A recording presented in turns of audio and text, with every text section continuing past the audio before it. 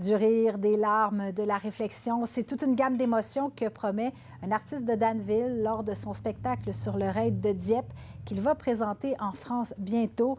Nicolas Paquin participera aux commémorations des 80 ans de cette grande bataille de la Seconde Guerre mondiale en y apportant la mémoire des anciens combattants d'ici. Et Thomas Fortier l'a rencontré. 600 héros potentiels qu'on ne connaît pas. 19 août 1942. En pleine Seconde Guerre mondiale, des centaines de Québécois participent au raid de Dieppe, la plus grande défaite militaire de l'histoire du Canada. 80 ans jour pour jour après les événements, l'artiste Nicolas Paquin se rendra en France pour rendre hommage aux combattants qui sont souvent restés dans l'ombre. Qu'est-ce qu'on retient de ça? Qu'est-ce qui a marqué le Québec? Bien, moi, vous ne pouvez pas savoir combien de fois je rencontre des familles, puis que les gens des familles me disent « Enfin, il y a quelqu'un qui s'intéresse à grand-papa, quelqu'un qui s'intéresse à mon oncle. » Il a souffert toute sa vie, entre autres, du raid, mais entre autres aussi du fait qu'on ne s'est pas occupé de ce qu'il avait vécu.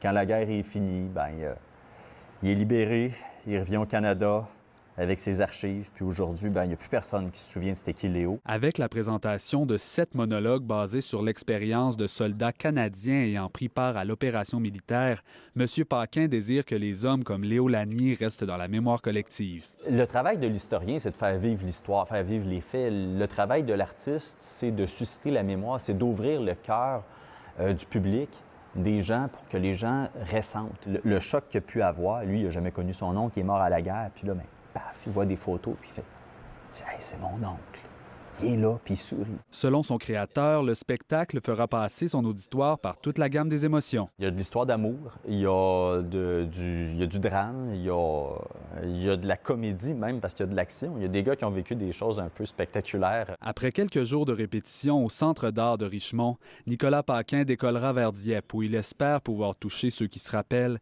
comme ceux qui ont oublié. L'art a cette particularité, cette force-là, d'être capable de changer un petit peu notre façon de voir le monde.